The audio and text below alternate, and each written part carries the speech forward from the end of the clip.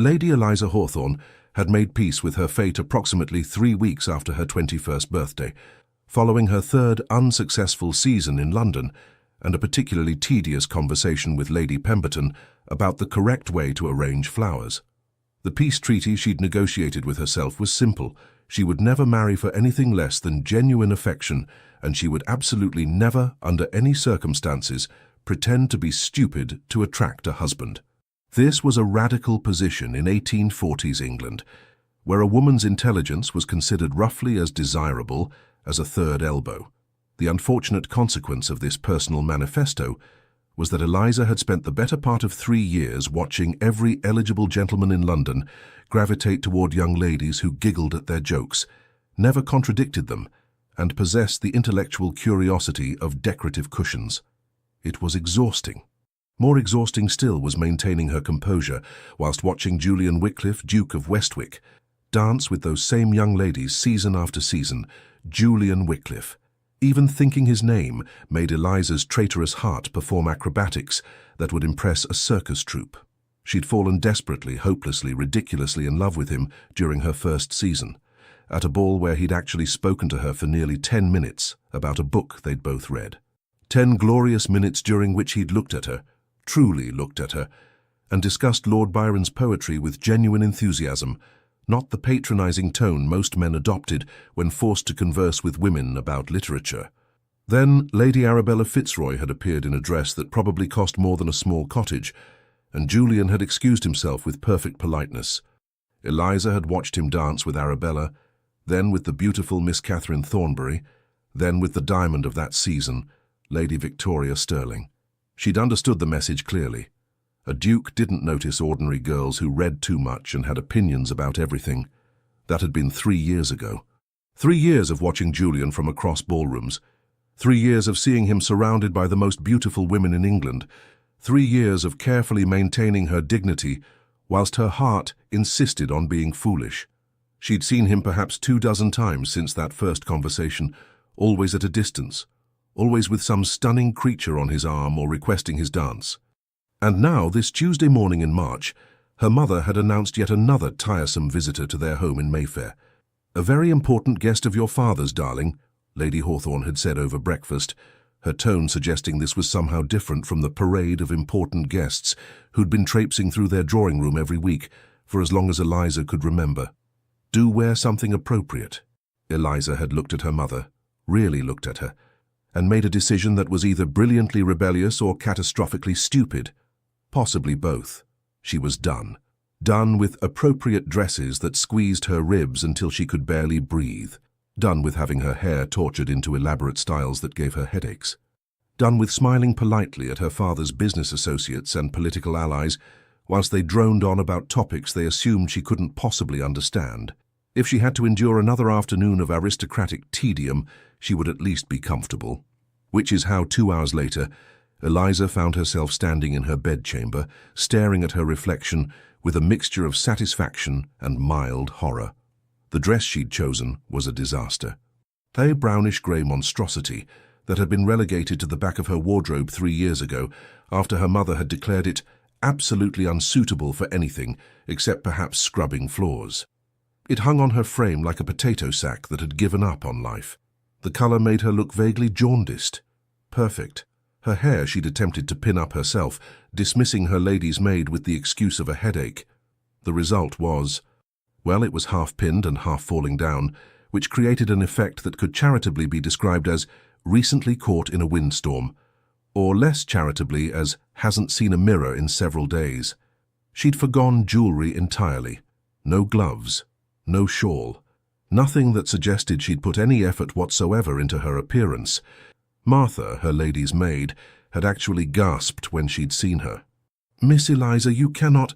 Lady Hawthorne will survive," Eliza had said firmly, sweeping past her toward the stairs. "I'm properly covered, aren't I? Nothing scandalous, just unimpressive." That had been the goal. Unimpressive. Forgettable. So thoroughly unremarkable that whatever important guest was visiting would barely register her presence. She descended the main staircase with her head high, prepared for her mother's inevitable disapproval. The plan was simple. Appear for exactly the minimum amount of time required by politeness, say as little as possible, and retreat to the library at the first opportunity. It was a good plan. A solid plan.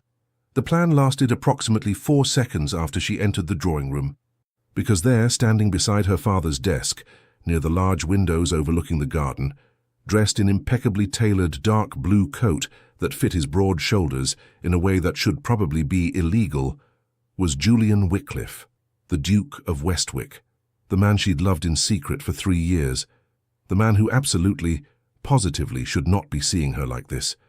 Eliza stopped so abruptly she nearly tripped over her own feet. Her hand shot out to grip the doorframe for support. Every muscle in her body tensed with the overwhelming urge to flee. She took one step backward, then another. Her mother's hand clamped around her elbow like an iron manacle wrapped in silk. "Eliza," Lady Hawthorne said, her voice honey-sweet and utterly terrifying. "Do come greet our guest." Eliza's father, the Marquis of Hawthorne, looked up from whatever document he and the Duke had been examining. His expression flickered through several emotions in rapid succession: surprise, confusion, and what might have been suppressed amusement. "Ah, Eliza," her father said, his voice carefully neutral. "May I present His Grace, the Duke of Westwick. Your Grace, my daughter, Lady Eliza Hawthorne." This was hell. This was actual, literal hell. Julian turned toward her, and Eliza watched his expression with the fatalistic calm of someone watching their own execution. She waited for the polite indifference, the barely concealed disappointment, perhaps even a flicker of pity for the Marquis's unfortunate daughter, who apparently dressed herself in the dark. What she saw instead made her breath catch in her throat. Julian Wycliffe was staring at her with undisguised fascination. His dark eyes, she'd forgotten how dark they were, like aged whiskey in candlelight, travelled over her disheveled appearance not with disgust or disappointment, but with something that looked distinctly like delight. One corner of his mouth curved upward in a smile that transformed his usually serious expression into something warm and genuine and utterly devastating. "Lady Eliza," he said, his deep voice carrying a note of warmth that sent shivers down her spine.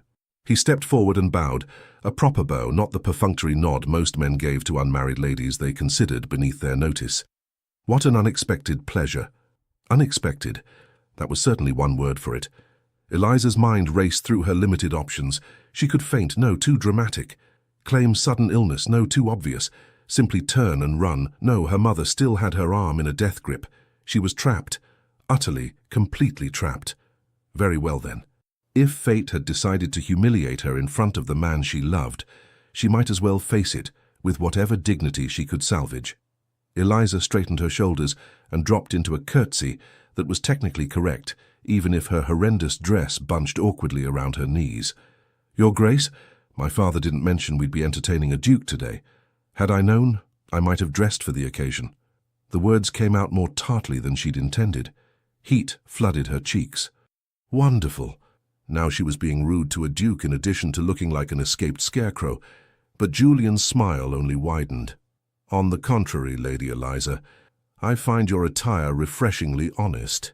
Honest. What an interesting word choice. "How diplomatic of you, Your Grace," Eliza heard herself say, "though I suspect your definition of honest is remarkably generous." Her mother's fingers tightened warningly on her arm. Her father made a small sound that might have been a cough or a laugh hastily converted into a cough. Julian, however, laughed outright, a genuine, delighted sound that lit up his entire face. "I meant it as a compliment, Lady Eliza. Half the ladies in London spend hours preparing themselves for visitors, creating elaborate artifice. You, apparently, cannot be bothered with such nonsense." He said it like it was admirable, like her complete lack of preparation was somehow charming rather than mortifying. Eliza stared at him, trying to understand what was happening. This wasn't how dukes behaved toward ordinary young ladies, especially not ordinary young ladies who looked like they'd been dragged backward through a hedge. She started, then stopped, unsure what to say. "Won't you sit down, Eliza?" her father interjected smoothly, gesturing toward the settee near the fireplace. "His Grace and I were just concluding some business, but there's no reason we cannot enjoy tea whilst we finish." Oh heavens, tea. That meant she'd have to stay, for at least half an hour, looking like this, with Julian Wycliffe watching her with that inexplicable expression of interest. Her mother finally released her arm, and Eliza moved toward the indicated settee on legs that felt distinctly unsteady. She sat, arranging her hideous dress as best she could, hyper-aware of Julian taking a seat in the chair directly across from her. He was still smiling at her. Why was he still smiling at her? A maid entered with the tea service, and Eliza's mother began the ritual of pouring with practiced grace. The conversation resumed, her father and Julian discussing something about agricultural improvements on the Duke's estates in Yorkshire. But Eliza felt Julian's gaze return to her repeatedly. She tried to focus on her tea, tried to be invisible, tried to calculate the minimum amount of time before she could politely excuse herself and never show her face in civilized society again. "Lady Eliza," Julian said suddenly, interrupting her father mid-sentence about crop rotation, "I recall we once discussed Lord Byron at the Pembridge ball. Do you still read poetry?" He remembered. He remembered their conversation from 3 years ago. Eliza looked up, teacup frozen halfway to her lips. Yes, Your Grace, though I confess my reading tastes have expanded somewhat beyond poetry." "Oh?" His dark eyes sparkled with genuine curiosity. "What captures your interest these days?" This felt like a trap. Men didn't actually want to know what women read. They wanted to hear about romantic novels or perhaps housekeeping manuals. But something in Julian's expression, an openness, an authentic interest, made her answer honestly. "I've been reading quite a bit of philosophy recently. John Stuart Mill's essays on representative government, some of Mary Wollstonecraft's work as well." Her mother made a small, pained sound. Her father's eyebrows rose nearly to his hairline. Julian leaned forward, his elbows resting on his knees, his entire attention focused on her with an intensity that made her heart race. "Wollstonecraft? The Vindication? Good heavens, Lady Eliza, those are rather revolutionary texts for a young lady." Here it came, the polite dismissal, the subtle mockery. "I've read them myself," Julian continued. "Her arguments about education are particularly compelling, don't you think? Though I suspect most of London society would consider us both radical for admitting as much." Eliza blinked, then blinked again. You've read Mary Wollstonecraft? Why do you sound so surprised?" Julian's smile turned slightly mischievous. "Did you assume dukes spent all their time hunting and gambling and discussing horseflesh?" "Well, yes, actually." He laughed again, that warm, genuine sound that did dangerous things to her composure. "Fair enough, most of us do. But I find books infinitely more interesting than horses, and philosophy more engaging than cards. This couldn't be real. This had to be some sort of elaborate dream or perhaps a fever hallucination." "Your Grace," Eliza said carefully, "are you quite well? Only you seem to be having an actual conversation with me about books, which in my experience is not something gentlemen do with ladies." Her mother gasped. Her father looked torn between mortification and amusement. Julian, blessed man, simply grinned. "Perhaps you've been conversing with the wrong gentleman, Lady Eliza." The afternoon dissolved into the strangest, most wonderful confusion of Eliza's life. Her father and Julian completed their business, something about irrigation systems and land management that ordinarily would have bored her to tears. But every few minutes, Julian would direct a question to her. About books, about her opinions on current political debates, about whether she thought the new railway expansion would fundamentally alter English society. He asked like he actually cared about her answers, like her thoughts mattered, like she was a person whose intelligence he respected, rather than a decorative object to be admired and dismissed. And the way he looked at her, not at her hideous dress or her disastrous hair, but at her face, her eyes, as if she was the most fascinating person in the room. It was intoxicating, terrifying, completely inexplicable. An hour passed, then another. Her mother had long since given up trying to steer the conversation toward more appropriate topics. Her father watched the exchange with an expression Eliza couldn't quite interpret. Finally, Julian rose to take his leave. "Lord Hawthorne, thank you for your time and expertise. I'm confident our collaborative approach to the Yorkshire estates will prove most beneficial." He turned to Eliza's mother. "Lady Hawthorne, thank you for your hospitality." Then he looked at Eliza, and his expression softened into something that made her heart perform impossible acrobatics. "Lady Eliza, This has been the most enjoyable afternoon I've spent in London in, well, perhaps ever. Eliza stood, her horrendous dress bunching awkwardly again. Your Grace, I suspect you're being absurdly kind given that I look like I've been sleeping rough in Hyde Park. I think, Julian said quietly, his dark eyes holding hers. You look like someone who doesn't waste time on pretense. It's remarkably attractive. He bowed to her, another proper, respectful bow, and then he was gone, following her father into the hallway. Eliza stood frozen in the drawing room, her tea long since cold, her mind reeling. What in heaven's name had just happened? Her mother moved to her side, her expression a complicated mixture of disapproval and something that looked like cautious hope. Eliza, what on earth was that? I have absolutely no idea, Eliza admitted. I wore my worst dress specifically to be unmemorable. Well, her mother said dryly, you certainly failed at that objective. The Duke of Westwick looked at you as if you'd hung the moon and stars. That was impossible. That was absurd. That was— Eliza, her father called from the doorway. Might I have a word? She followed him into his study on unsteady legs. He closed the door and leaned against his desk, studying her with an expression she recognized from childhood, the look he got when he was trying to solve a particularly complex problem. Did you know the Duke was visiting today? He asked finally. Absolutely not. If I had known, I would have— She gestured helplessly at her dress. Well, I certainly wouldn't have looked like this. Her father's lips twitched. The Duke seems remarkably unbothered by your creative fashion choices. I don't understand it, Eliza confessed. He's the most eligible man in England. He could have his pick of any lady in London. Beautiful, accomplished, properly dressed ladies. Why would he possibly be interested in— She couldn't finish the sentence. It was too painful. Her father moved closer, his expression gentling. My dear girl, perhaps that's precisely why. Perhaps he's tired of beautiful, accomplished ladies who are performing for him. Perhaps he finds your authenticity refreshing. Authenticity, Eliza repeated flatly. Is that what we're calling catastrophically underdressed and socially inappropriate? I'm calling it being yourself, her father said. And apparently the Duke of Westwick finds yourself rather captivating. Eliza sank into the chair beside his desk, her mind still spinning. This doesn't make sense. People like him don't notice people like me.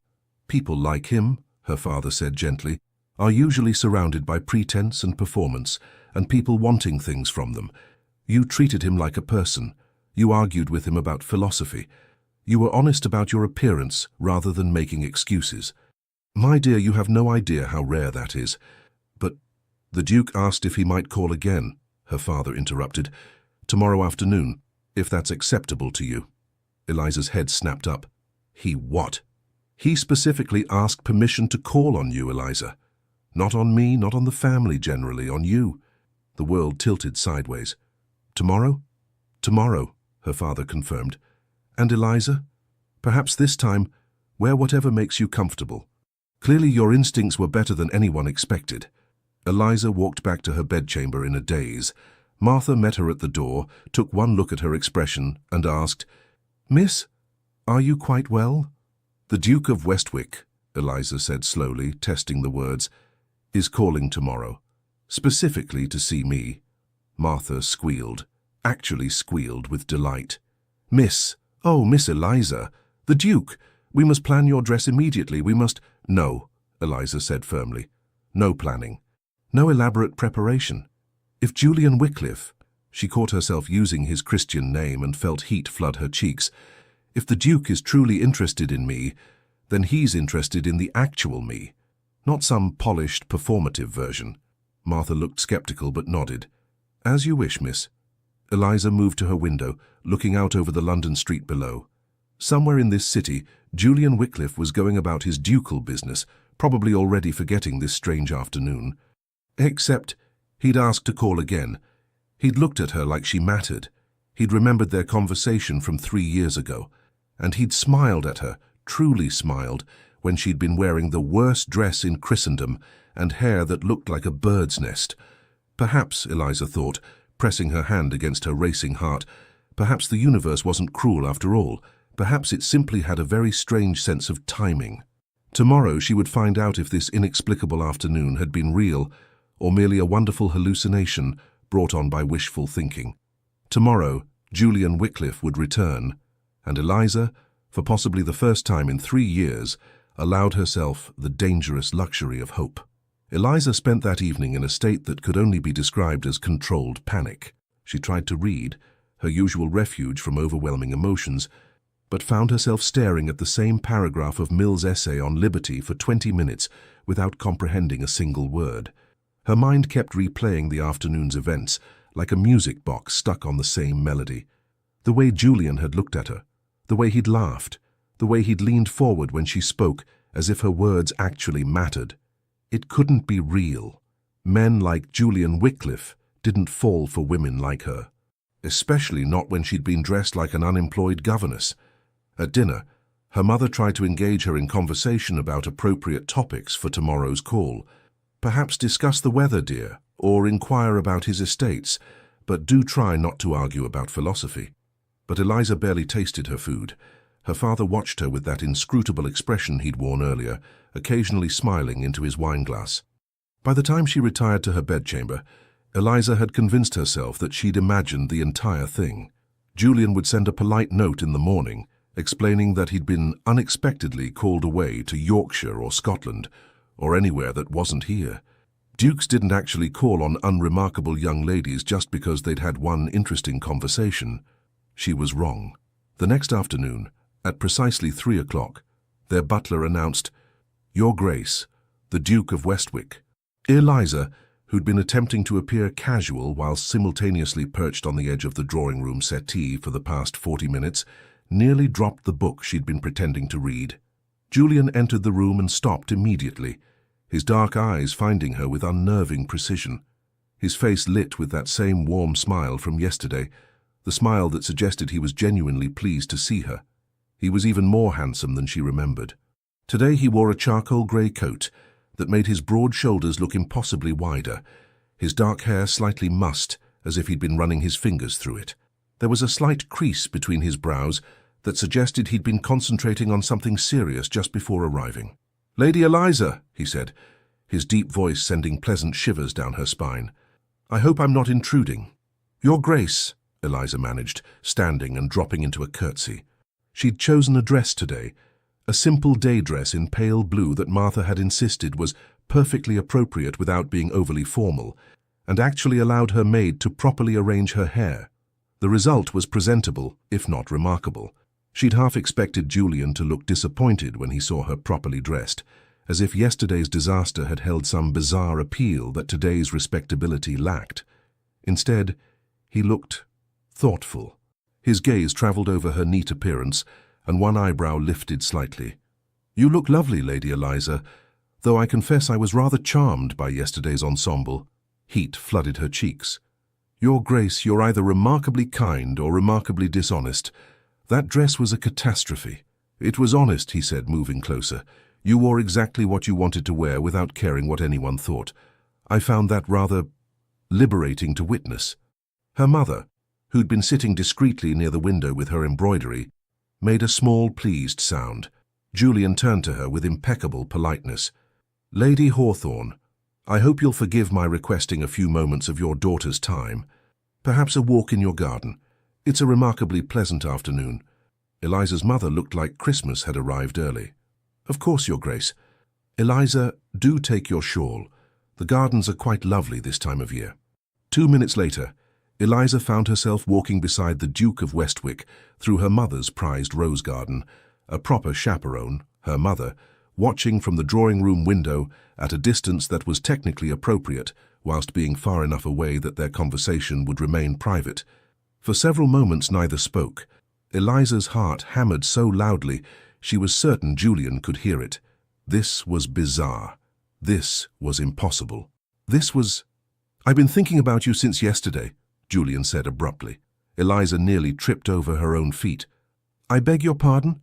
He stopped walking and turned to face her, his expression serious now.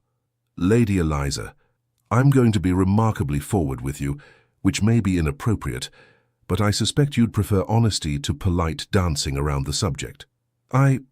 Yes, actually, I would." "Good." He took a breath, and Eliza saw something she'd never expected to see on the face of England's most eligible bachelor. nervousness. I've attended approximately 40 social events this season. Balls, soirees, musicales, dinner parties.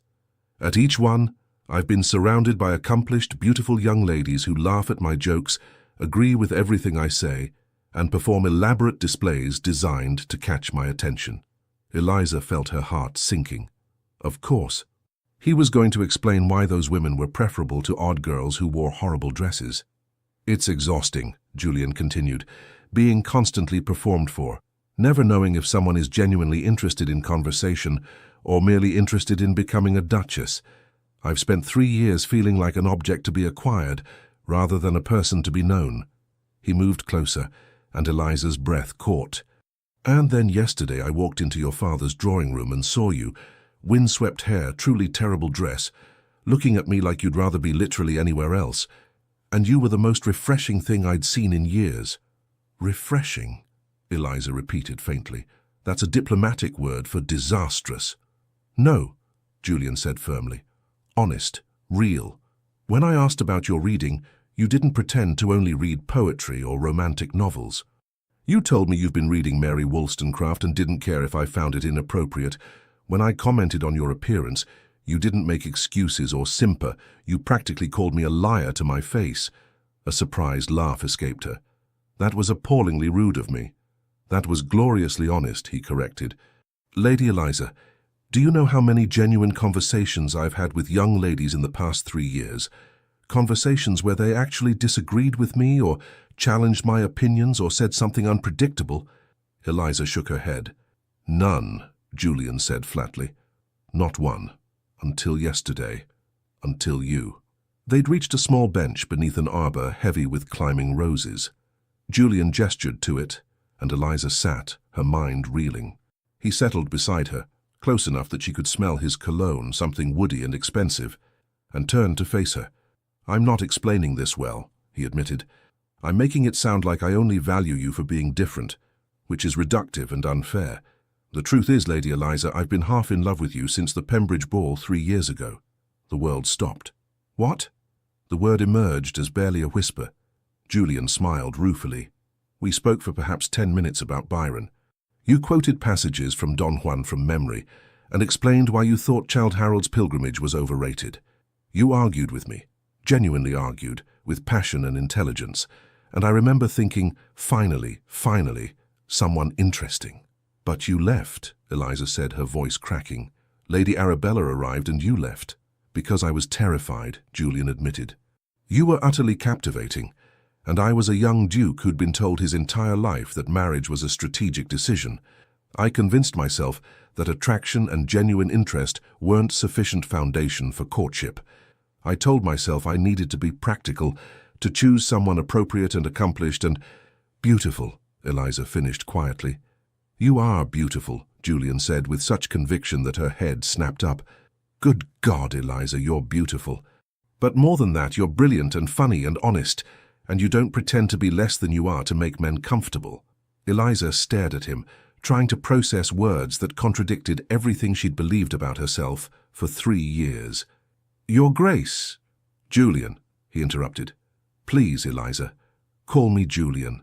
The intimacy of using his Christian name felt dangerous, thrilling, terrifying. Julian, she said carefully, testing the name on her tongue. I've spent 3 years watching you dance with the most beautiful women in England, women who are charming and accomplished and elegant. Why would you possibly? Because those women bore me senseless, he said bluntly. I've danced with Lady Victoria Sterling 6 times. She's never expressed a single opinion that wasn't carefully calculated to agree with whoever she was speaking to. I've sat beside Miss Catherine Thornbury at 4 dinner parties. She speaks exclusively about the weather and her skill at watercolors.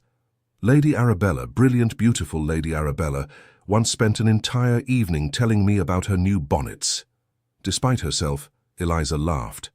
I don't want a wife who performs for me, Julian continued. I don't want someone who sees me as a title to acquire. I want someone who argues about philosophy, someone who wears terrible dresses when she can't be bothered with propriety, someone who looks at me like I'm a person rather than a prize. His hand moved to cover hers on the bench between them. His touch was warm, gentle, achingly careful. "Someone like you, Eliza." Eliza looked down at their hands, her throat tight with emotion. "I don't understand. Yesterday morning I was nobody. The Marquis's ordinary daughter who'd failed to secure a husband after 3 seasons. And now you're saying—" "You were never nobody," Julian said fiercely. "You were always remarkable. I was simply too cowardly to pursue what I actually wanted, instead of what everyone expected me to want." "And what do you want?" The question emerged, barely above a whisper. Julian's thumb traced small circles on the back of her hand. "I want to court you, Eliza. Properly, openly. I want to spend afternoons discussing books and arguing about politics. I want to learn what makes you laugh, and what makes you angry, and what you dream about when you're alone." He paused, his dark eyes searching hers. "I want you to know that someone sees you, truly sees you, and finds you absolutely extraordinary." Tears pricked at Eliza's eyes. 3 years. 3 years of believing she was too much and not enough simultaneously. 3 years of watching Julian from afar and assuming he'd never notice her. 3 years of carefully managed disappointment. And now he was here, holding her hand, saying impossible things in his deep, serious voice. "This is mad," she managed. "People will think you've lost your senses courting someone like me." "Let them think what they like," Julian said. "I've spent too much time caring about other people's opinions. I'm done with that." Eliza looked at him, really looked at him, and saw something she'd missed before. Beneath the ducal confidence and the devastating handsomeness, Julian Wycliffe was lonely. He was tired of being performed for. He wanted what she'd always wanted, to be known for who he actually was rather than what he represented. "I've loved you for 3 years, she blurted out, then immediately wanted to sink into the earth and disappear. "Oh heavens, I shouldn't have said that. That's far too forward and—" Julian's face transformed. His smile was brilliant, joy radiating from every feature. "Say it again." "Absolutely not. Please, Eliza, say it again." "I will not." It was mortifyingly inappropriate and— He leaned closer, his free hand coming up to cup her jaw gently. "Eliza Hawthorne, you are the most wonderful surprise of my life, and if you've loved me for 3 years whilst I was too blind to see what was right in front of me, then I have considerable time to make up for." His thumb brushed across her cheek, and Eliza's breath caught. They were technically in view of her mother's window. This was perfectly appropriate by the standards of 1840s courtship, but the intimacy of the gesture made her feel like they were the only 2 people in the world. "May I court you?" Julian asked softly. "Properly, with your parents' blessing and society's knowledge. May I take you driving in Hyde Park and escort you to the opera and bore you with agricultural discussions about Yorkshire sheep farming?" Eliza laughed, tears spilling over, despite her best efforts to contain them. "You're serious, you're actually serious. Devastatingly serious," he confirmed. "Say yes, Eliza. Give me the chance to prove I'm worthy of 3 years of your secret affection." There were 1,000 reasons to be cautious, to protect her heart, to question his motivations, to wonder if this was some elaborate dream from which she'd wake devastated.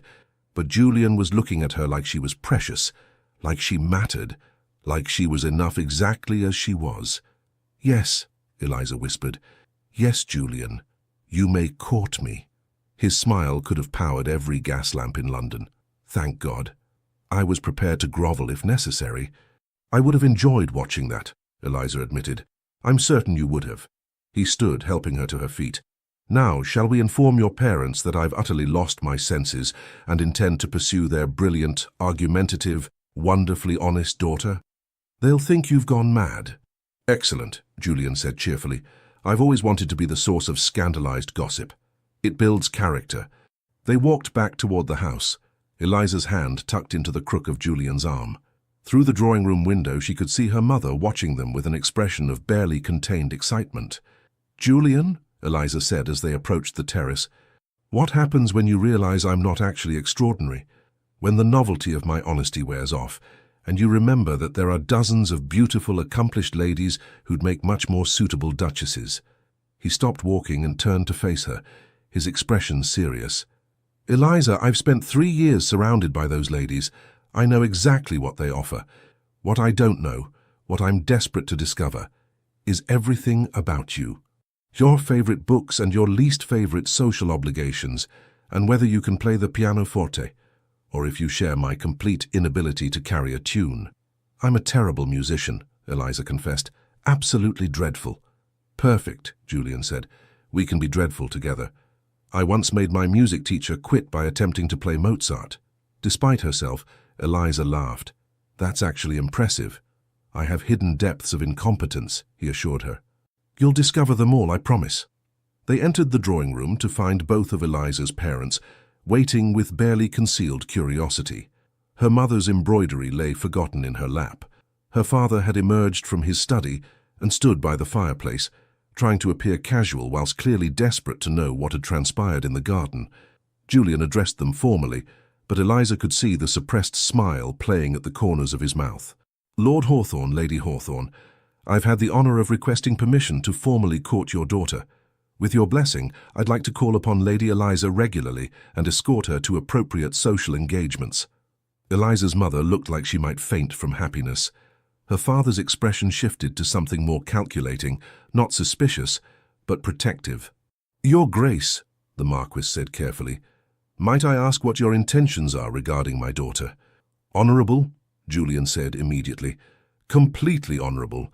I intend to court Lady Eliza properly, to give her time to determine whether my regard is returned and, should she find me acceptable, to eventually request her hand in marriage. The words hung in the air like bells. Marriage. Julian had just announced his intention to marry her. Eliza felt light-headed. Her father studied Julian for a long moment, then glanced at Eliza. Whatever he saw in her expression must have satisfied him, because he nodded slowly. Very well, Your Grace. You have my permission to court Eliza. However, I expect you to treat her with appropriate respect and consideration. I wouldn't dream of doing otherwise, Julian assured him. Her mother had apparently lost the ability to speak, and simply nodded enthusiastically. Julian stayed for another hour, taking tea and engaging in conversation that was perfectly proper and appropriate, whilst simultaneously catching Eliza's eye repeatedly and smiling like they shared a wonderful secret. Which, Eliza supposed, they did. When he finally took his leave, he bowed over Eliza's hand and held it perhaps a moment longer than strictly necessary. Tomorrow afternoon, might I take you driving in Hyde Park?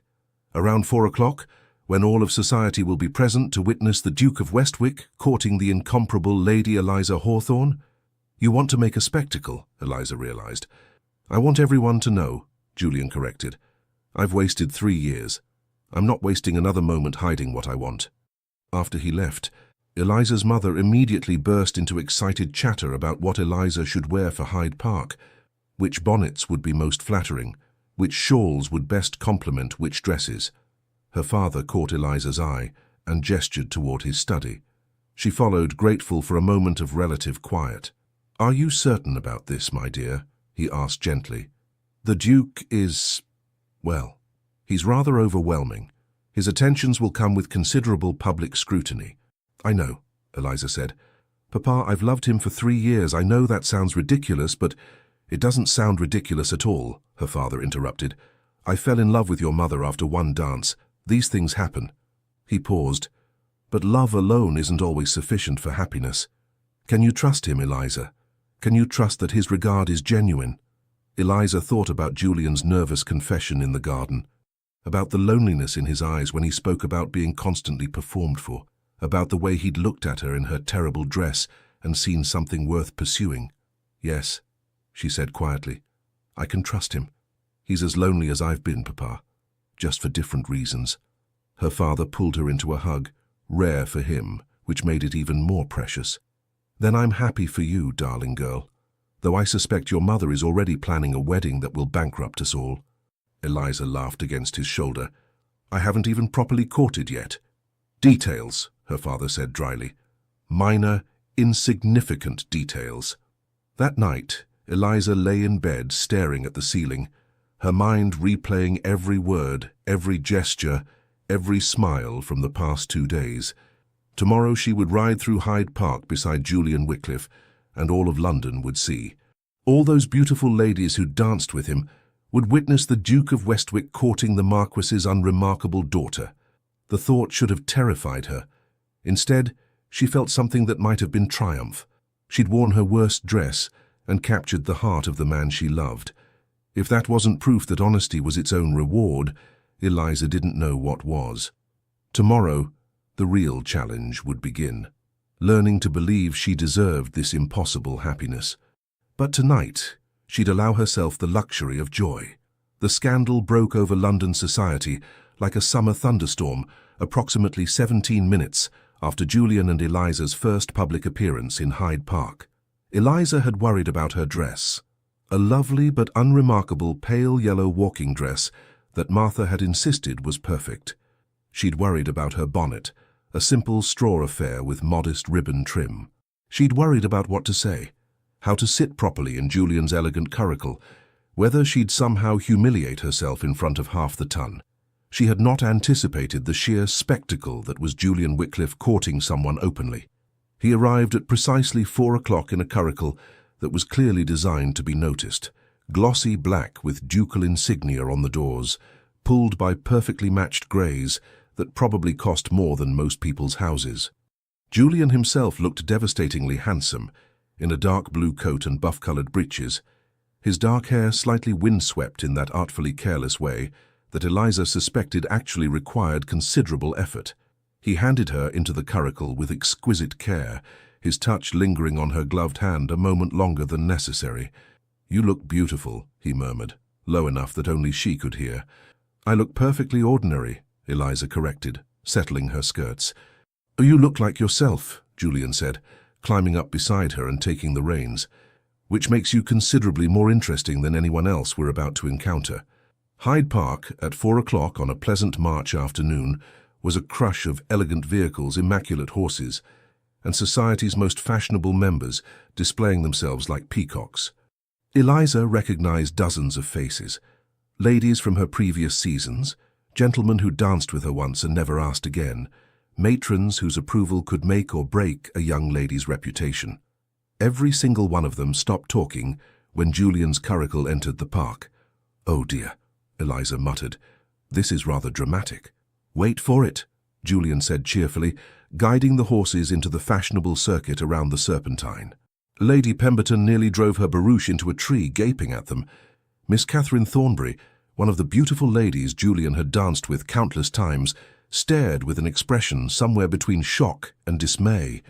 Lady Arabella Fitzroy, resplendent in a riding habit that probably cost more than Eliza's entire wardrobe, pulled her horse to a complete stop and simply watched them pass with narrowed eyes. "Everyone is staring," Eliza hissed. "Excellent," Julian said, nodding politely to a cluster of dowagers whose expressions suggested they were witnessing something scandalous. "That's rather the point." "The point of what?" "Making it clear that I'm unavailable," Julian explained, steering them past Lord and Lady Winchester's elegant phaeton. "I've spent 3 years being diplomatically evasive about my marital intentions. This," he gestured between them, "is me being explicitly clear about where my interests lie." An elderly gentleman Eliza didn't recognize actually removed his hat and bowed deeply as they passed. Julian returned the gesture with perfect aristocratic dignity, whilst simultaneously murmuring to Eliza, "That's Lord Ashford. He'll tell at least 15 people about this before dinner." "You're enjoying this," Eliza realized. "You're actually enjoying creating a scandal." "Not a scandal," Julian corrected. "A statement. There's a difference." He glanced at her, his dark eyes warm. "Are you uncomfortable? We can leave if you'd prefer." Eliza considered. She'd spent 3 years being invisible, being overlooked, being considered unremarkable. Now the Duke of Westwick was publicly claiming her attention in front of everyone who'd dismissed her. "No," she said slowly. "I think I'm rather enjoying it too." Julian's answering smile was brilliant. "There's my brave girl." They completed one circuit of the park, then another. Each pass generated more whispers, more stares, more barely concealed shock. Julian remained perfectly composed, acknowledging acquaintances with polite nods, whilst keeping his attention primarily on Eliza, asking about her opinions on the spring weather, whether she thought the new plantings near the Serpentine were an improvement, if she'd read the latest installment of Dickens's serialized novel. Perfectly ordinary conversation that was made remarkable simply by who was having it. On their third circuit, they encountered the inevitable confrontation. Lady Victoria Sterling, diamond of the previous season, possessor of perfect blonde ringlets and a smile that had launched 1,000 marriage proposals, positioned her elegant phaeton directly in their path, forcing Julian to stop. "Your Grace," Lady Victoria said, her voice carrying that particular tone of aristocratic sweetness that Eliza had learned meant trouble. "What a surprise to see you. And Lady Eliza, how unexpected." "Lady Victoria," Julian replied with perfect politeness. "Lovely afternoon, isn't it?" Lady Victoria's blue eyes flickered between them, calculating. "Indeed.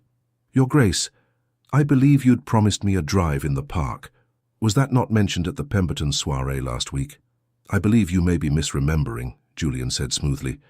"I made no such commitment." The lie was polite but obvious. Eliza had seen Julian dance with Lady Victoria at that very soiree.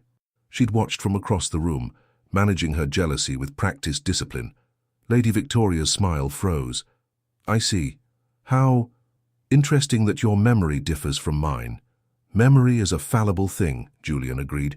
"Now, if you'll excuse us—" "Lady Eliza," Lady Victoria interrupted, turning her attention fully to Eliza, with an expression that suggested a snake evaluating a particularly small mouse. "I don't believe we've been properly introduced, though we've certainly seen each other at various events. You've been rather quiet during the past few seasons, haven't you?" The implication was clear, unremarkable, forgettable, beneath notice. Something in Eliza snapped. Perhaps it was 3 years of swallowing similar barbs. Perhaps it was the feel of Julian's solid presence beside her. Perhaps it was simply that she was exhausted of pretending to be invisible. "Quiet, yes," Eliza agreed pleasantly. "I've found that silence often reveals more than conversation, Lady Victoria. One notices the most fascinating things when one simply observes." Lady Victoria's perfect smile tightened. "Indeed. And what fascinating things have you observed?" "Oh, countless things," Eliza said. "For instance, I've observed that some people confuse attention with genuine interest. That desperation, no matter how beautifully packaged, remains desperation. That manufactured charm is considerably less appealing than authentic character." Julian made a sound that might have been a cough or a suppressed laugh. Lady Victoria's face flushed pink. "How extraordinarily rude, Lady Eliza. Your Grace, surely you don't condone such—" "I find Lady Eliza's honesty refreshing," Julian interrupted, his voice carrying an edge of steel beneath the polite tone. "Now, if you'll truly excuse us, Lady Victoria, we have other engagements." He guided the horses past Lady Victoria's phaeton with deliberate care, leaving the diamond of last season staring after them with an expression that promised retribution. Once they were out of earshot, Julian turned to Eliza with undisguised admiration. "That was magnificent. Absolutely magnificent." "That was appalling," Eliza corrected, her heart racing. "I was unspeakably rude to her." "She was condescending to you first," Julian pointed out. "You simply refused to accept it." "There's a difference. The Ton will crucify me for it." "The Ton," Julian said firmly, "can go hang. Besides, within a week, you'll be seen as witty rather than rude. That's how these things work when you're courting a duke." He said it so matter-of-factly that Eliza almost believed him. They completed 2 more circuits, during which at least 6 more people stopped them to exchange pleasantries that were thinly veiled fishing expeditions for information, before Julian finally guided them out of the park. Instead of immediately returning to her parents' home, however, he turned the curricle down a quieter street, lined with elegant townhouses. "Where are we going?" Eliza asked. "I thought you might enjoy seeing my London residence," Julian said. "With appropriate chaperones, naturally. My aunt lives with me. My father's sister, Lady Margaret Wycliffe. She's been desperate to meet you since I mentioned I was courting someone." "You told your aunt about me." "I told everyone about you," Julian said. "My steward in Yorkshire, my secretary, the butler, the cook. I believe I may have mentioned you to my horse. I've been rather enthusiastic." Eliza laughed, despite her nerves. "Your horse must have been fascinated." "Brutus is an excellent listener," Julian said seriously. "He rarely interrupts." The Wycliffe London townhouse was elegant, but not ostentatious. A 4-story building in Grosvenor Square with perfectly maintained gardens and an air of quiet wealth that didn't need to announce itself. A footman appeared immediately as they pulled up, taking charge of the horses, whilst Julian helped Eliza down. "Nervous?" he asked quietly. "Terrified," Eliza admitted. "Your aunt is going to think you've lost your mind." "My aunt," Julian said, leading her up the steps, "is going to adore you.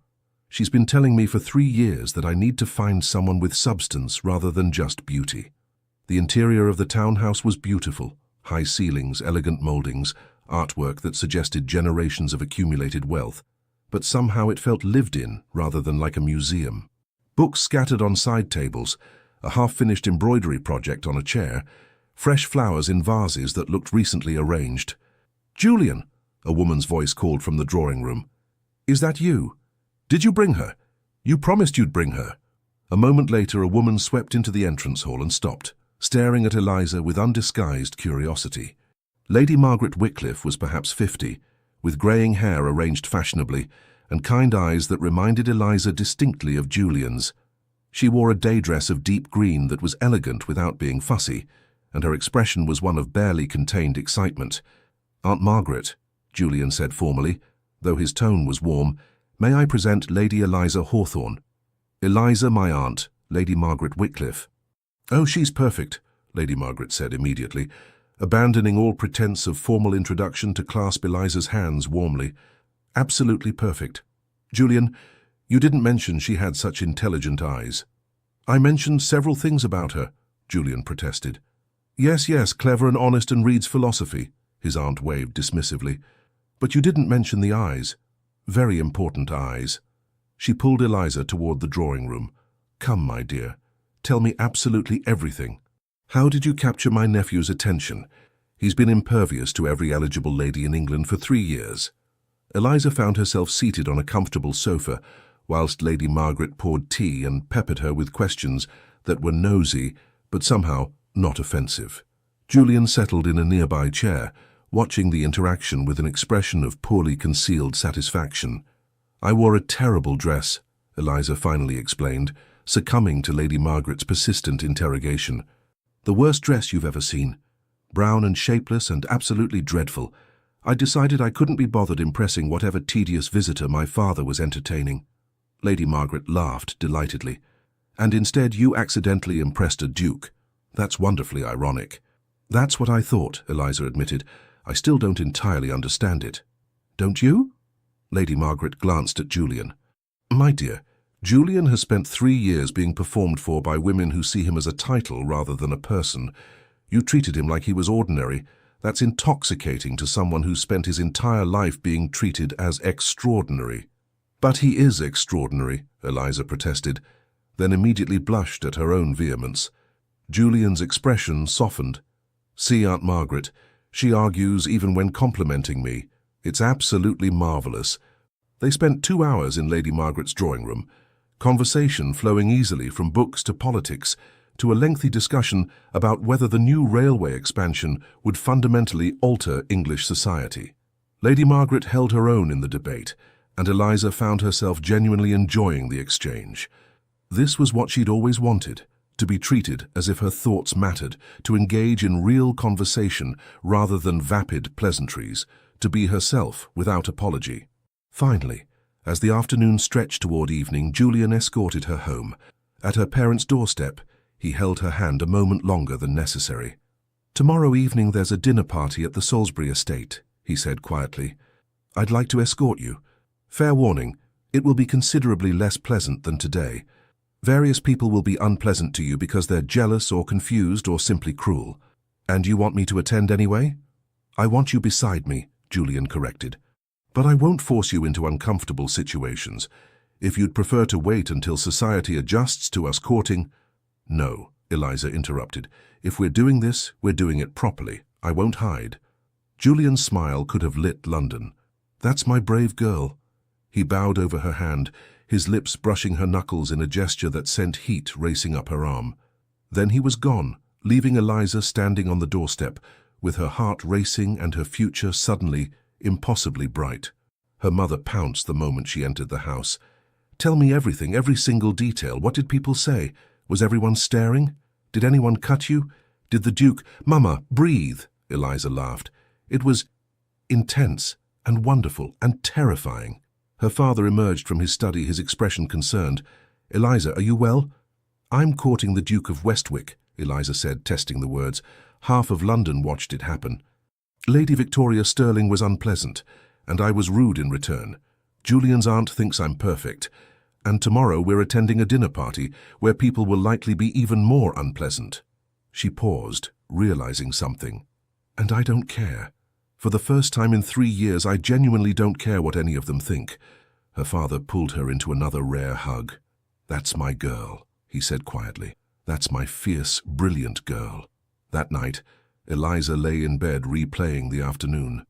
The stares, the whispers, Lady Victoria's barely concealed hostility, Julian's steady presence beside her, his aunt's immediate acceptance. The way Julian had looked at her like she was precious. 3 days ago, she'd been nobody. The Marquis's unremarkable daughter who'd failed to secure a husband. Now she was the woman courting the Duke of Westwick, and instead of feeling overwhelmed, she felt powerful. Tomorrow would bring new challenges. More stares, more whispers, more people questioning why Julian had chosen her. But tomorrow she'd face them with Julian beside her. And that, Eliza realized, made all the difference.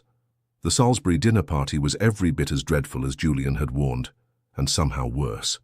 Eliza arrived on Julian's arm wearing her finest evening dress, a deep burgundy silk that Martha had declared absolutely stunning, Miss Truly, and immediately felt underdressed. Every other lady present wore gowns that probably cost enough to feed a family for a year, dripping with jewels that caught the candlelight like stars. Lady Arabella Fitzroy wore emeralds the size of quail eggs. Miss Catherine Thornbury was wrapped in pearls that must have taken 3 generations to accumulate. Even Lady Victoria Sterling, whose hostility had apparently only intensified since their Hyde Park encounter, wore diamonds that made Eliza's simple garnet necklace look like costume jewelry from a market stall. "Stop it," Julian murmured in her ear as they were announced. "Stop what?" "Comparing yourself," he said quietly. "You look beautiful. They look expensive. There's a difference." Lord and Lady Salisbury greeted them with careful politeness that didn't quite mask their curiosity. The dinner was arranged with typical aristocratic precision. Couples separated, conversations orchestrated, every detail designed to facilitate appropriate social interaction. Eliza found herself seated between Lord Ashford, the elderly gentleman who'd bowed to them in Hyde Park, and a younger man she didn't recognize. Julian was across the table and 3 seats down, close enough to see but too far for private conversation. She watched him charm Lady Pemberton on his left, while simultaneously deflecting obvious flirtation from the young lady on his right. He caught Eliza's eye twice and smiled in a way that suggested he'd rather be anywhere else. "Lady Eliza," Lord Ashford said, turning his attention to her as the first course was served. "I must confess to considerable curiosity. How did you capture the Duke of Westwick's notoriously elusive heart?" It was delicately phrased, but essentially asked, "What makes you special enough for a duke?" "I wore a terrible dress and argued with him about philosophy," Eliza said honestly. "Apparently that was more interesting than agreeing with everything he said whilst wearing expensive clothing." Lord Ashford laughed, a genuine, surprised sound. "I like you, Lady Eliza. You remind me of my late wife. She never bothered with polite lies either." The younger man on her other side, introduced as Mr. Peter Thornbury, Catherine's older brother, was less charming. He spent most of the dinner making pointed comments about sudden elevations in circumstance and unexpected attachments that were clearly directed at her. Eliza endured it with what she hoped was dignified silence. Across the table, she saw Julian's jaw tighten each time Mr. Thornbury made a particularly cutting remark, but the formality of the dinner prevented him from intervening. After what felt like 17 years, the ladies withdrew to the drawing-room, whilst the gentlemen remained with their port and cigars. This, Eliza knew from experience, was when the real assessment would happen. Lady Salisbury arranged herself on the most prominent sofa and gestured for everyone to sit. Eliza chose a chair slightly apart from the main group, hoping to avoid direct confrontation. No such luck. "Lady Eliza," Lady Arabella said sweetly, her emerald earrings catching the lamplight. "We're all simply dying to understand. What is it like, courting the Duke? He's been so resistant to attachment these past years." The question sounded innocent, The undertone suggested, "What trick did you use?" "His Grace has been kind enough to seek my company," Eliza said carefully. "I find him to be intelligent, thoughtful, and considerably more interesting than most gentlemen of my acquaintance." "How diplomatic," Miss Catherine Thornbury murmured, "though I suppose one must be diplomatic when one's position is precarious." Eliza's hands tightened in her lap. "I'm not certain I understand your meaning, Miss Thornbury." "Don't you?" Catherine's smile was poisonous. "Courtships are such uncertain things. They can end so quickly, especially when based on novelty rather than genuine compatibility." "Catherine," Lady Salisbury said warningly. But Catherine wasn't finished. "I'm simply saying that the Duke has always preferred ladies of exceptional beauty and accomplishment. I'm certain Lady Eliza has many fine qualities, but one does wonder how long such an unconventional choice will hold his interest." The room fell silent. Every lady present watched Eliza, waiting to see how she'd respond to this direct attack. Eliza could feel her cheeks burning. Part of her wanted to flee, to escape this drawing room of beautiful, accomplished women who clearly thought she didn't belong. Part of her wanted to defend herself, to list every conversation she'd had with Julian, every moment where he'd looked at her like she mattered. But a larger part, the part that had worn her worst dress and refused to apologize for reading philosophy, was simply angry. "Miss Thornbury," Eliza said quietly, her voice steady despite her racing heart, "I appreciate your concern for the Duke's romantic welfare, though I can't help but notice that you seem remarkably invested in his choices, for someone who, if memory serves, he's never courted himself." Catherine's face flushed. "The Duke has explained his preferences to me quite clearly," Eliza continued. "He spent 3 years surrounded by ladies who perform for him rather than engage with him. Ladies who see him as a title to acquire rather than a person to know. Ladies who would rather agree with everything he says than risk genuine conversation." She met Catherine's gaze directly. "If that's what you consider exceptional accomplishment, then I'm quite glad to be lacking in it." Lady Arabella made a small sound that might have been admiration or shock. Lady Salisbury's expression was carefully neutral. Catherine stood abruptly. "I think I shall join the gentlemen. This conversation has become tiresome." After she swept from the room, the remaining ladies stared at Eliza with varying expressions: respect, wariness, calculation. "Well," Lady Arabella said finally, "that was extraordinarily interesting." The gentleman rejoined them shortly after, and Julian immediately gravitated to Eliza's side. He took one look at her face and frowned. "What happened?" he murmured. "Miss Thornbury happened," Eliza said quietly. "I may have been somewhat sharp with her." "Good," Julian said with satisfaction. "She deserved it. She's been making pointed comments about my surprising choice all evening." They managed to escape the party relatively early, Julian citing a prior engagement that Eliza suspected was entirely fictional. In his curricle driving through London's lamplit streets, Eliza finally allowed herself to relax. "That was dreadful," she admitted. "That was society," Julian corrected. "Filled with people who are jealous or bored or simply cruel for entertainment." He glanced at her. "But you held your own beautifully. Lord Ashford told me you were magnificently honest, which from him is high praise indeed. Miss Thornbury thinks I'm not good enough for you." "Miss Thornbury spent 2 entire seasons trying to capture my attention and failed," Julian said bluntly. "Her opinion is remarkably unimportant to me." He pulled the curricle to a stop outside her parents' home, but didn't immediately help her down. Instead, he turned to face her, his expression serious in the lamplight. "Eliza, I need you to understand something. The next few weeks are going to be difficult.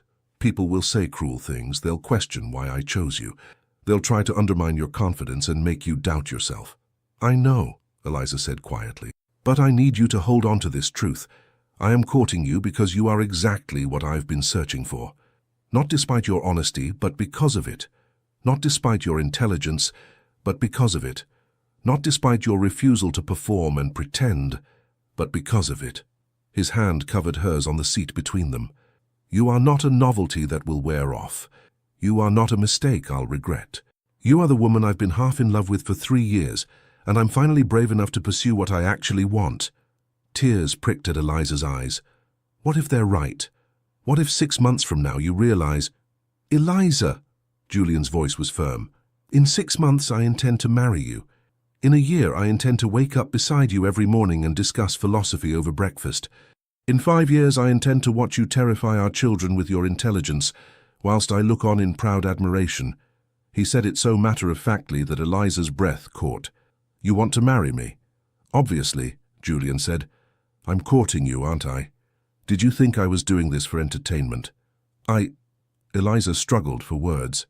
"We've only been courting for 4 days." "I've loved you for 3 years," Julian corrected. "The courtship is merely a formality to satisfy society's expectations, and speaking of which," he reached into his coat and withdrew a small velvet box. Eliza's heart stopped. "This is highly irregular," Julian admitted, opening the box to reveal a ring, a sapphire surrounded by small diamonds that caught the lamplight beautifully. "We should wait. I should court you properly for months, ask your father's permission formally, propose in some romantic setting." He looked at her, his dark eyes intense. "But I've waited 3 years already, and I don't want to wait any longer. Lady Eliza Hawthorne, would you do me the extraordinary honor of becoming my Duchess?" The world narrowed to Julian's face, the ring sparkling in the box, the impossible question hanging between them. "This is mad," Eliza whispered. "Completely," Julian agreed, "but I've discovered I quite enjoy madness, particularly when it involves you." Eliza looked at the ring, then at Julian's face, hopeful and nervous and utterly sincere. She thought about 3 years of watching him from afar, 3 years of believing he'd never notice her, 3 years of carefully managed loneliness. And now he was here offering her everything she'd ever wanted. "Yes," she said, her voice breaking. "Yes, Julian, I'll marry you." His smile transformed his face. He slipped the ring onto her finger. It fit perfectly, as if it had been made for her. And then he was kissing her hand, her wrist, following some propriety rule she couldn't remember, while simultaneously making her heart race. "We'll announce it properly," he said, his voice rough with emotion. "Tomorrow at the Pembridge ball. I want everyone who doubted us to understand that this is real and permanent and—" "Julian," Eliza interrupted, "stop talking." He looked up, startled. "Just let me enjoy this moment," she said softly. "Before tomorrow's chaos, before society's judgment, just this, you and me and this impossible happiness." Julian settled beside her on the curricle seat, his arm around her shoulders, her head resting against his chest. They sat like that for several minutes, listening to London's nighttime sounds, the ring heavy and perfect on Eliza's finger. "I love you," Julian said quietly. "I should have said that first, before the proposal, before everything. I love you, Eliza. Your brilliant mind and your sharp tongue and your absolute refusal to be anything but yourself. I love you too," Eliza whispered. "I've loved you since the Pembridge ball 3 years ago, when you actually discussed poetry with me like I was a person rather than a decorative object." "Best conversation I'd had in years," Julian admitted, "followed by 3 years of cowardice, whilst I pursued what everyone else expected rather than what I actually wanted." "You're pursuing it now." "I'm pursuing you now," he corrected, "and I intend to spend the rest of my life making sure you never doubt how extraordinary you are." Eventually, propriety demanded they part. Julian walked her to her door, proper chaperonage be damned, and kissed her hand one final time. "Tomorrow," he said. "Tomorrow we tell everyone. Tomorrow we make it official." "Tomorrow," Eliza agreed. She floated into the house to find both her parents waiting in the entrance hall, clearly having heard the curricle arrive some time ago, and wondering why she hadn't immediately come inside. Eliza held up her left hand, the sapphire catching the lamplight. Her mother actually screamed, a small, delighted sound that would probably have mortified her under other circumstances. Her father's expression shifted through several emotions before settling on something that looked like satisfied inevitability. "He asked tonight," her father said.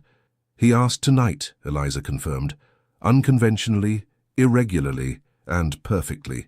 "Oh, my darling girl," her mother said, pulling her into a fierce hug. "You're going to be a duchess, the Duchess of Westwick." "I'm going to be Julian's wife," Eliza corrected quietly. "The title is secondary." Her father nodded approvingly. "That's exactly the right perspective. Though your mother isn't wrong. Being a duchess comes with considerable responsibility and scrutiny." "I know," Eliza said. "Tomorrow we announce it at the Pembridge ball. Everyone who's been cruel or dismissive will know that Julian chose me, permanently. And you're ready for that? Her father asked gently.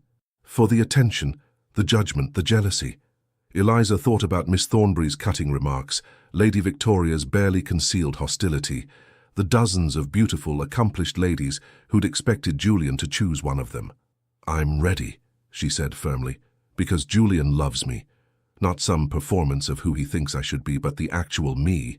And that's worth facing whatever society throws at us. Her mother squeezed her hand. That's my fierce girl. That night, Eliza lay in bed staring at the ring on her finger. The sapphire glowed in the candlelight, a physical reminder that this impossible thing was real. Tomorrow, the ton would gossip. They'd question and judge and speculate. Some would be genuinely happy for them. Others would be cruel. But tomorrow night she'd stand beside Julian Wycliffe as his publicly acknowledged fiancée, as the future Duchess of Westwick. As the woman who'd captured the heart of the man she'd loved for 3 years, simply by being herself. The season of 1840 would be remembered for many things, Eliza thought, but mostly it would be remembered as the season when Lady Eliza Hawthorne wore her worst dress and accidentally secured the match of the decade. Tomorrow the real adventure would begin, but tonight she'd allow herself pure, uncomplicated joy. Epilogue. 1 year later, the Duchess of Westwick stood in the nursery of the Yorkshire estate, watching her husband hold their 3-month-old son with a mixture of devotion and terror that made her heart swell. He's so small, Julian said for perhaps the 100th time. A baby's supposed to be this small? Are we certain he's healthy? He's perfectly healthy, Eliza assured him, settling into the rocking chair beside the window. The physician confirmed it yesterday, and last week, and the week before that. He could have grown since yesterday, Julian argued, carefully adjusting his grip on baby Thomas Julian Wycliffe, who seemed utterly unbothered by his father's anxiety. Babies grow, don't they? Not quite that quickly, love. It had been a year since their engagement announcement at the Pembridge ball, a night that had gone down in London's social history as one of the most dramatic events of the decade.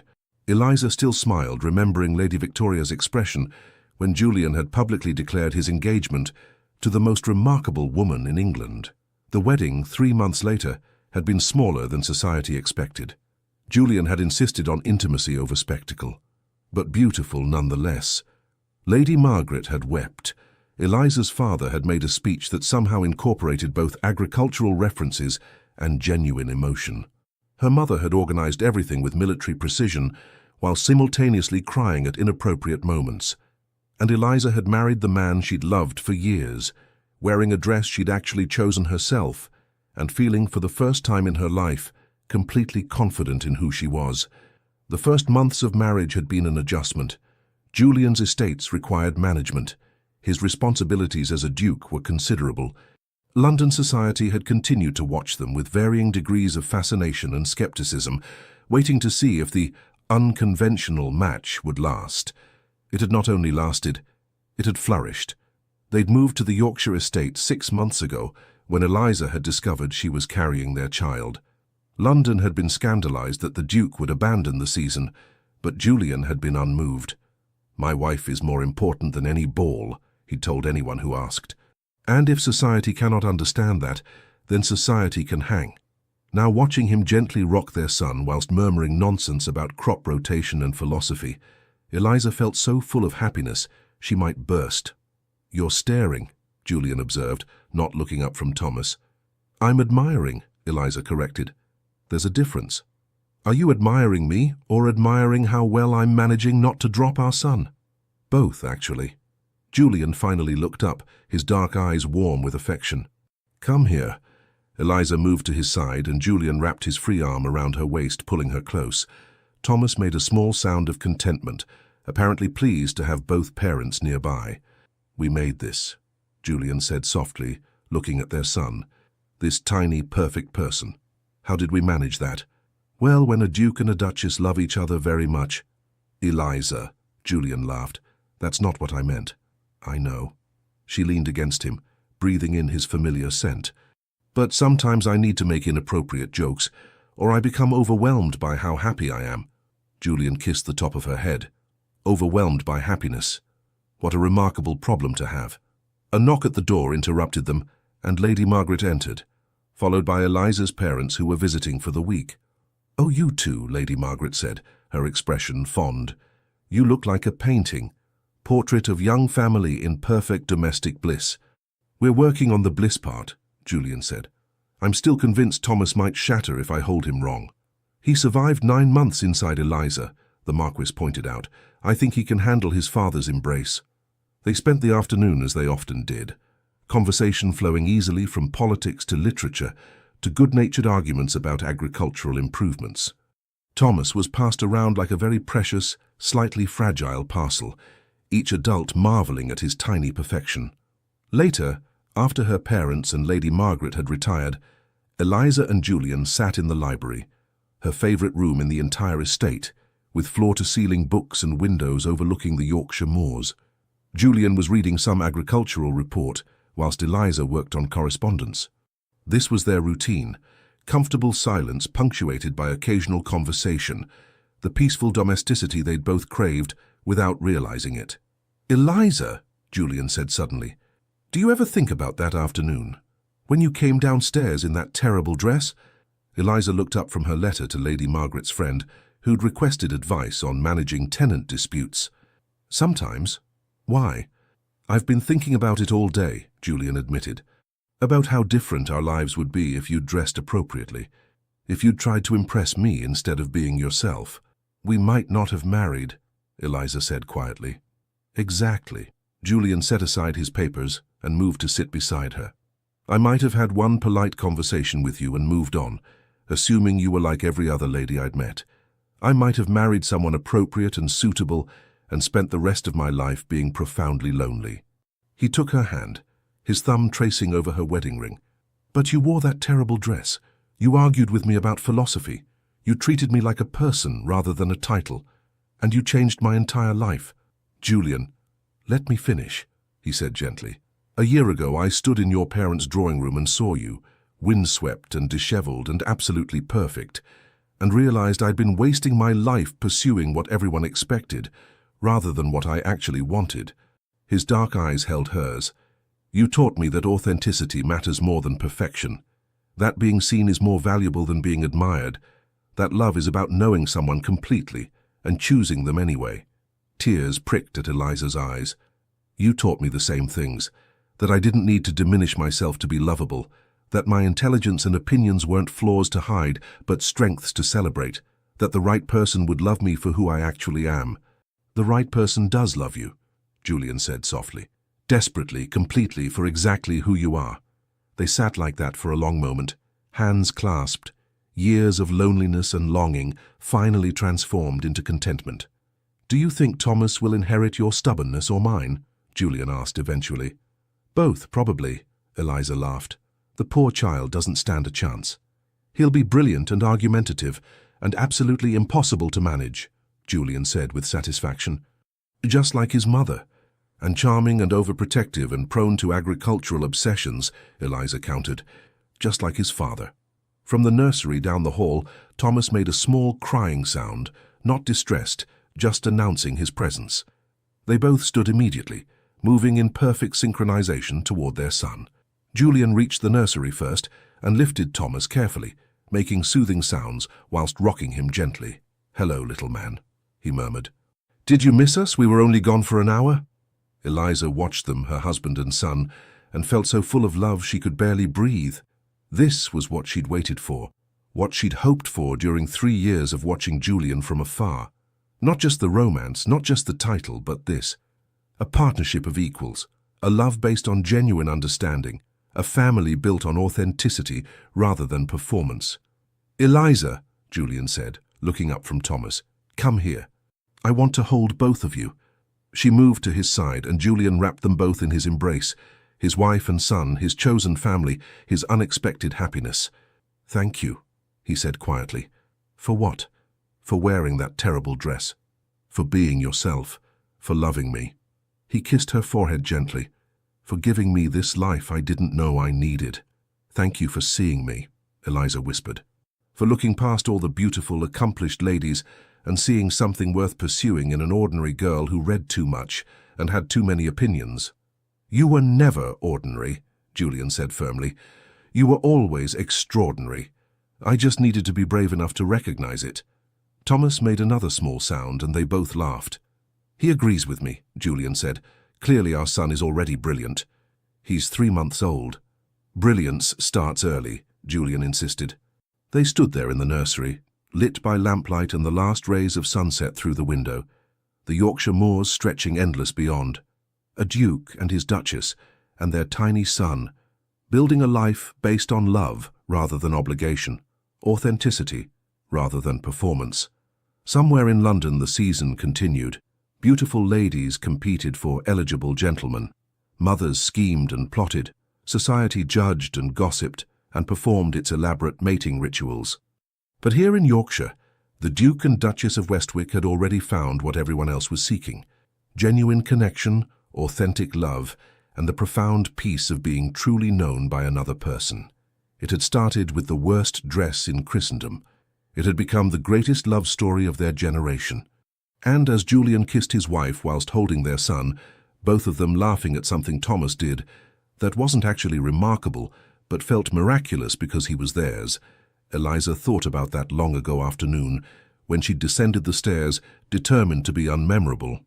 She'd failed spectacularly at being unmemorable, but she'd succeeded at something far more important, being herself, and that, it turned out, had been enough to change everything.